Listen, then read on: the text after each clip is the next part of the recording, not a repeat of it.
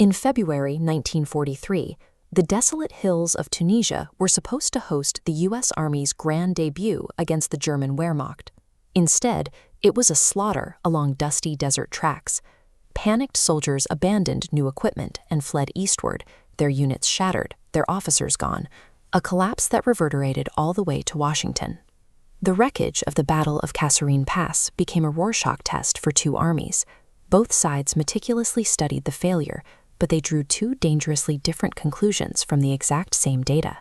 The German High Command won the battle so decisively that it confirmed their deepest prejudices. This victory blinded them to the nature of their enemy, forming an intellectual trap that would direct their strategy for the rest of the war.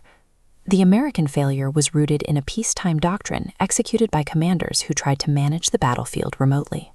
Lieutenant General Lloyd Fredendall directed his forces from a subterranean bunker located 70 miles behind the front lines, completely detached from the chaotic, improvisational violence of the German Blitz.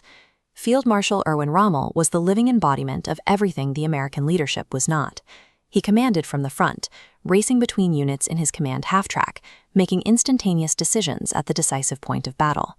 Rommel's Afrika Korps used their panzers as bait, feigning an attack or a retreat to lure the inexperienced American armor forward into open ground. Once the Americans gave chase, they ran headlong into a screen of hidden 88mm guns. Fired horizontally, these high-velocity shells sliced through Sherman armor from over a mile away.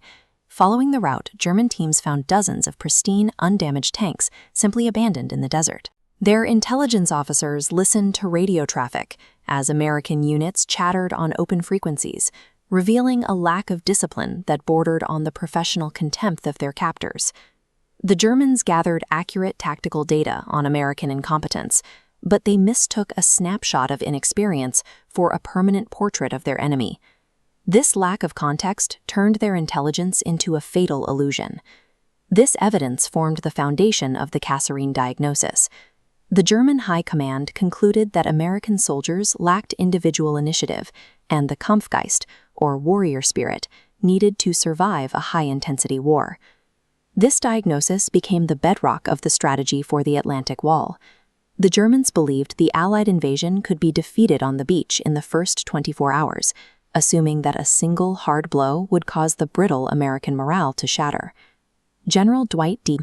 He saw a systemic failure of leadership and recognized that the American way of war had to adapt or be annihilated.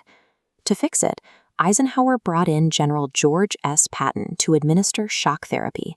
Patton moved the command post to the front lines and enforced strict standards of military bearing, rewiring the entire culture of the broken Second Corps, forcing them to act like soldiers again, to become a true fighting force.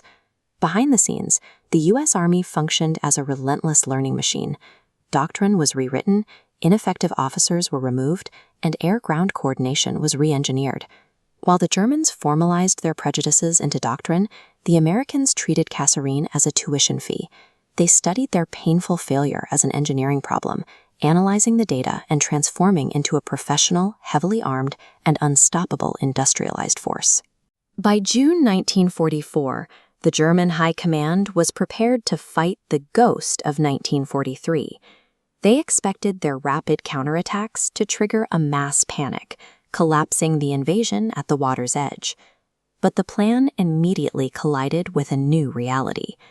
Overwhelming Allied air superiority pinned the elite panzer divisions in place, destroying them on the roads before they could even reach the beachhead. When German veterans finally engaged the Americans in the dense hedgerows of the bocage, they found a relentless, systematic enemy that bore no resemblance to the amateurs of Tunisia. Instead of charging blindly, American infantry units used forward observers to call down immediate, pinpoint artillery fire.